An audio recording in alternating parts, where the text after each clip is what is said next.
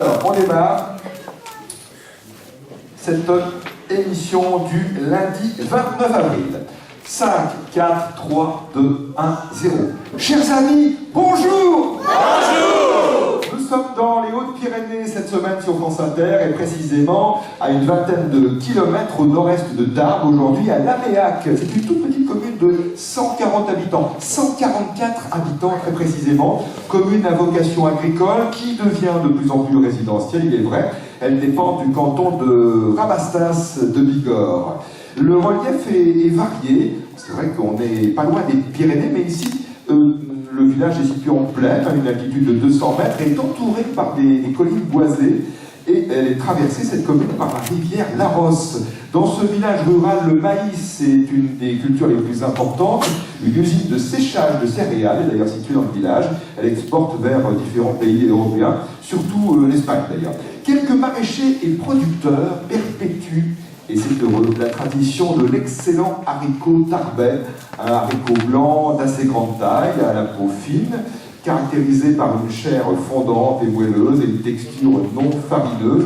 Et pour avoir le droit à l'appellation haricot tarbais, il faut que ce haricot soit ramassé à la main. Et c'est le plant de maïs qui sert de tuteur au haricot. Autre tradition dans un autre registre, à partir de l'automne, tradition de la chasse à la palombe, depuis les palombières, ces cabanes perchées au sommet des arbres. Il reste de nos jours 3 palombières donc dans cette commune de Laméac, à Laméac, la commune qui possède 70 hectares de bois, chênes, châtaigniers et pins essentiellement.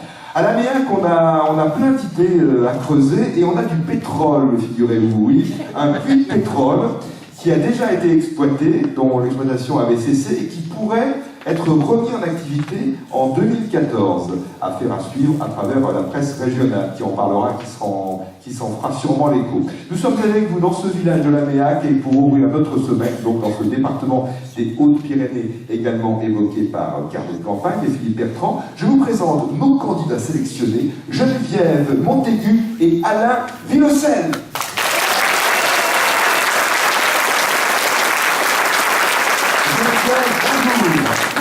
Vous êtes laméacaise? Oui. Ou escargouillaise, comme on dit aussi. C'est ce que j'ai appris juste avant le début de cette émission. On en parlera demain d'ailleurs de cette origine de l'appellation des habitants de Laméac, escargouillaise. Vous êtes, vous, on va dire, laméacaise depuis une trentaine d'années? Une trentaine d'années. Oui. Quelle est votre activité professionnelle, Geneviève? Je suis aide-soignante dans une EHPAD. Voilà, je travaille la nuit. Un EHPAD, donc un établissement pour les personnes âgées dépendantes. À Rabastens. Voilà. Oui. On dit Rabastens ou Rabastens? Oh. Comment dites-vous, vous? C'est l'accent du sud, Rabastens. Oui, c'est ça. Rabastens de Bigorre. Donc, travail de nuit qui vous laisse, bon, certes, le temps quand même pour les loisirs, mais il faut quand même dormir. Hein. Comment vous organisez-vous d'ailleurs? Quand vous avez fait votre nuit, vous allez dormir jusqu'à la mi-journée, c'est ça? En principe, oui. Je redorme une journée. Et l'après-midi? Quelques randonnées, voilà. Ça fait du bien pour se réveiller. Ouais. Des visites aussi de lieux que vous connaissez sans doute vous-même dans la région, mais c'est vrai que le patrimoine est tout à fait remarquable, naturel ou bâti. Un petit conseil d'ailleurs, une visite non loin d'ici, à Laméac. L'abbaye de Saint-Sevé, au village à côté, Saint-Sevé-d'Ouristan, l'abbaye d'Arroman. Oui, médiéval. Oui. Et les jeux, jeux télévisés, jeux radio, jeux de lui-même, voilà. Et des jeux de société aussi. Oui. Culture générale, plutôt, oui, un petit peu de tout. Un peu de tout. Geneviève, merci en tout cas d'avoir pris le temps de nous rejoindre et un succès puisque vous avez été sélectionné pour jouer aujourd'hui aux côtés d'Alain Villocel. Bonjour Alain. Bonjour Nicolas. Alain, vous habitez près de Tarbes, le Grand Tarbes, c'est ça? C'est ça, le Grand Tarbes, dans la commune de la Louberre, qui est au sud de Tarbes. La Louberre. Vous êtes tout jeune retraité, ça fait 2 mois que vous avez cessé votre activité. Quel était votre métier, Alain? J'étais dirigeant d'entreprise de la compagnie d'aménagement des coteaux de Gascogne, qui est une entreprise qui s'intéresse à l'aménagement du territoire et à l'hydraulique agricole, notamment dans la vallée de la Rosse où nous sommes aujourd'hui. Vous avez beaucoup voyagé, je suppose, dans la région? Dans tout le sud-ouest, oui. Dans tout le sud-ouest. Vous découvrez une autre vie depuis 2 mois. À quoi occupez-vous? Aux randonnées, comme Geneviève, mais surtout en montagne, surtout cette année où on a une neige extraordinaire. Alors c'est un peu fini, là, c'est vrai, on a eu, c'est vrai... Il y a encore beaucoup de neige en montagne. D'accord. Et comme nous allons diffuser, il sera presque début mai, j'ai peur qu'il y ait plus beaucoup de neige. Alors on va rentrer, excusez-moi, hein. Voilà, on est le 29 avril, donc des randonnées dans les Pyrénées. Oui, il y a eu beaucoup de neige cet hiver, c'était vraiment très agréable. Ah oui, c'est vrai que l'hiver, là, pour la neige, on a été gâtés. Et assez tardivement dans la saison d'ailleurs également. Autre activité plus intellectuelle, si j'ose dire, même si la marche peut être une activité intellectuelle, parce que quand on randonne, on pense aussi. Mais vous écrivez. Oui, depuis un an, je me suis mis à une passion qui était en moi, mais que je n'avais jamais vraiment assouvie, c'était d'écrire, donc soit à travers des ateliers d'écriture ou pour moi-même, mais j'y prends beaucoup de plaisir. Qu'est-ce qui vous inspire?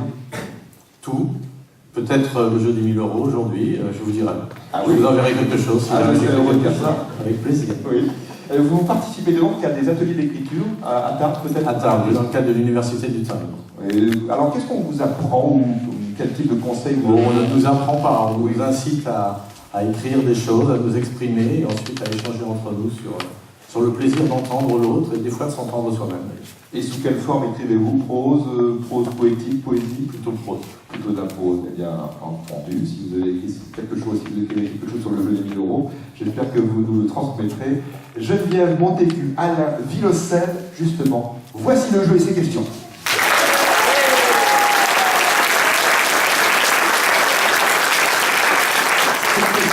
J'espère vont vous inspirer, vous venez de les tirer au sort. Voici les plus faciles, questions bleues. La première a été rédigée par José Pascual de Paris dans le 15e. Il vous demande comment l'on appelle une condamnation prononcée à l'encontre d'une personne, donc question de droit, condamnation prononcée à l'encontre d'une personne qui, en dépit d'une citation, ne s'est pas présentée devant le tribunal, devant la justice de façon générale. Comment appelle-t-on ce type? Contumace. De jugement de condamnation par contumace.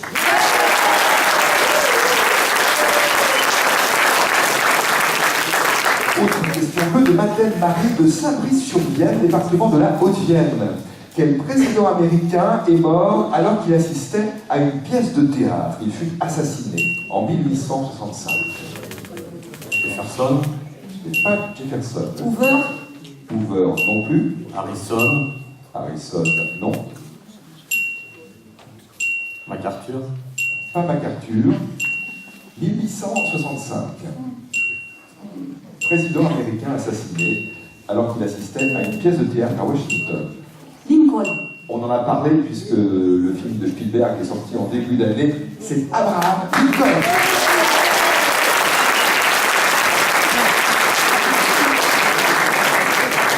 Il y a là une question bleue d'Olivier Vervin du Plessis-Brion dans l'Oise. À quel vignoble appartiennent ces appellations? Juliénas, Chirouble, Morgon, Saint-Amour, Brouilly, Moulin à Vent, entre autres. Côte-du-Rhône. Pas les Côtes-du-Rhône, mais pas très loin. Juliénas, Chirouble, Morgon, Saint-Amour, Brouilly, Moulin à Vent.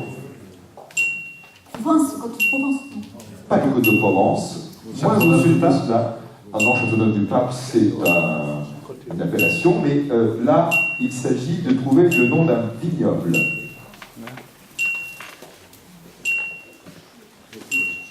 Donc, ces appellations, elles sont 12 au total, font partie d'un vignoble. Lequel? Chirouble, Morgon, Saint-Amour, Brouilly, Fleury. Côte-du-Rhône? Non, pas les Côtes-du-Rhône. Alors, je vous poserai la question tout à l'heure. C'est un vignoble bien connu, et on est bien dans le grand sud-est de la France. Le quart sud-est, en tout cas. Je vous pose cette autre question qui, elle, est blanche, et qui nous a été envoyée par Jean-Marie Sirami de Corbeil-Essonnes, dans l'Essonne, envoyée par le biais d'Internet sur le site, à la page du jeu des 1000 €. Quelle expression datant du XVIIIe siècle et incluant une friandise signifie faire sentir son pouvoir, dominer quelqu'un? Expression qui remonte au XVIIIe, incluant le nom d'une friandise, signifiant faire sentir son pouvoir à quelqu'un ou dominer quelqu'un.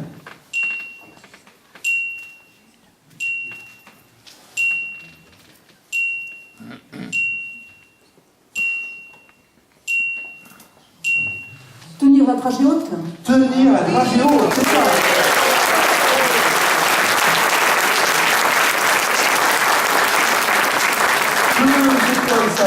Quant à l'origine de cette expression, la première fait simplement le rapprochement avec un ancien jeu d'enfant où il devait attraper une friandise suspendue à un fil. L'autre explication, référence à la dragie, déformée ensuite en dragée, une botte de fourrage vert, mélange de froment et de sarrasin, gourmandise dont raffolaient les équidés, mais dont il ne devait pas abuser. Et pour dresser le cheval et lui apprendre à maîtriser sa cloutonnerie, ces dragies étaient placées en hauteur, hors de sa portée. Tenir la dragée haute à quelqu'un. Question blanche, également de Philippe Romieux, qui habite le département des Pyrénées-Atlantiques, à Billère. Billère, si je me souviens bien, c'est tout près de vous. Paru en 1969, quel nom porte le 11e et dernier album original 33 tours des Beatles? Sorti en 1969, quel nom porte? Hey Jude. Hey Jude, non, ce n'est pas le nom d'un album, c'est une chanson. Remember? Remember, non. Sur la pochette, on voit les Beatles traverser sur un passage piéton. Abbey Road. Abbey Road. Oui.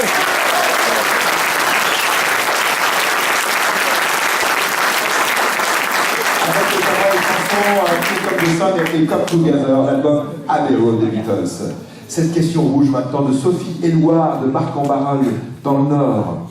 De quel arbre le kaki est-il le fruit?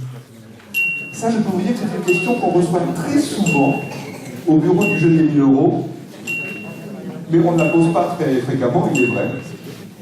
De quel arbre le kaki est-il le fruit? Le kaki. Et ça serait bien ça, oui. C'est pas l'anacardier. L'anacardier, donc, non. Le kaki et le fruit. Alors, si on ne le sait pas, il faut quand même bien dire que c'est impossible à deviner.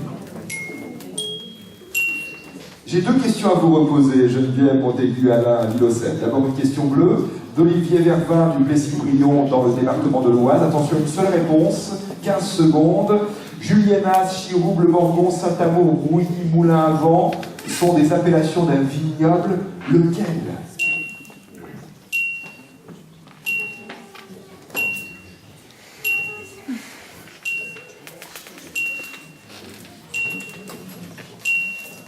Région viticole française bien connue. Une réponse, ça ne manque pas. On ne sait jamais. Beaujolais? Le Beaujolais.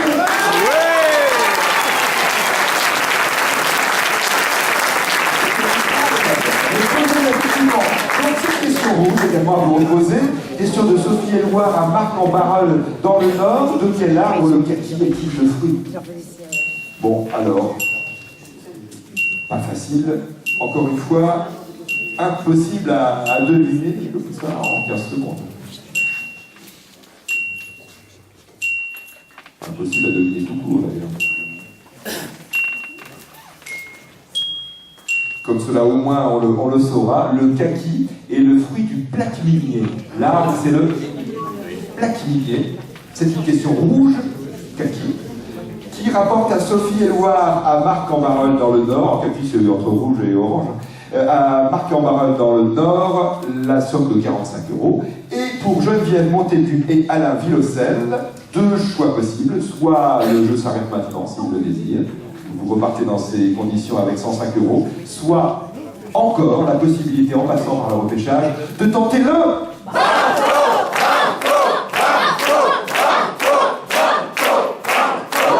Le village des Hautes-Pyrénées.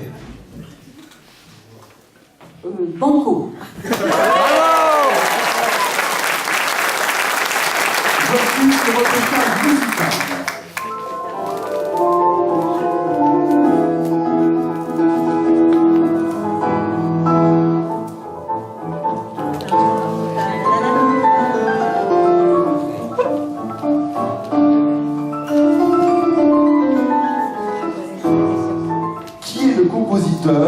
De cette musique, de cette rhapsodie. 3 suggestions, une seule est la bonne. Dvorak, Saint-Saëns ou Liszt.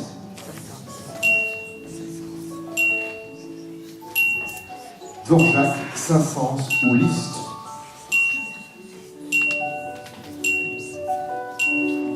Liszt. C'est une rhapsodie hongroise de Franz Liszt. Bravo!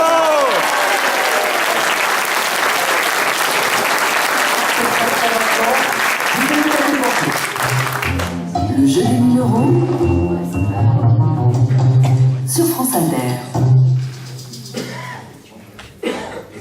tirage au sort. N'hésitez pas à répondre dès que vous avez la réponse, mais en retard. Une question, une réponse, il faut vous mettre d'accord. Vous avez 1 minute, là, si vous le souhaitez.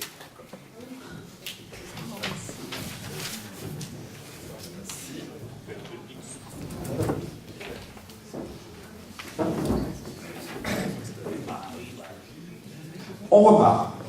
Jingle. Le jeu des 1000 € sur France Inter. Geneviève et Alain, je vous pose cette question banco au nom de Cécile Grimaud de Saint-Herblain en Loire-Atlantique. Comment s'appelle la chaussée pavée que l'on peut emprunter à pied ou en voiture à marée basse et qui relie l'île de Noirmoutier au continent?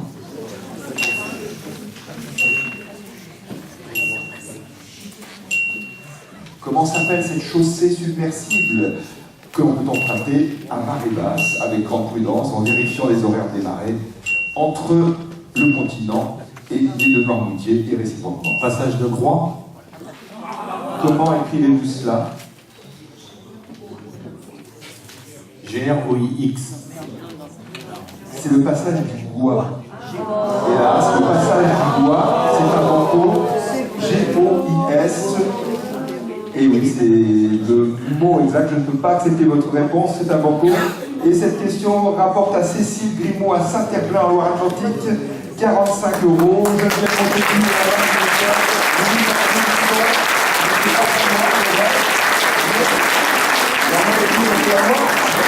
continuer le DVD du film Frankenweenie de Tim Burton, coédité par France Inter, et le livre des chroniques de François Morel, L'air de rien, en vous souhaitant une bonne journée. Vous recevrez aussi le récepteur radio France Inter.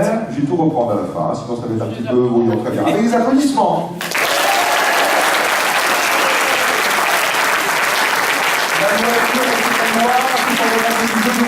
Le DVD du film de Tim Burton, Frankenweenie, coédité par France Inter, et le livre des chroniques de François Morel, L'air de rien. Vous recevrez le récepteur radio. Geneviève Montaigu, Alain Villocin, bonne journée, et bonne journée à vous tous, et bonne journée à vous tous, et à demain, si vous le voulez bien.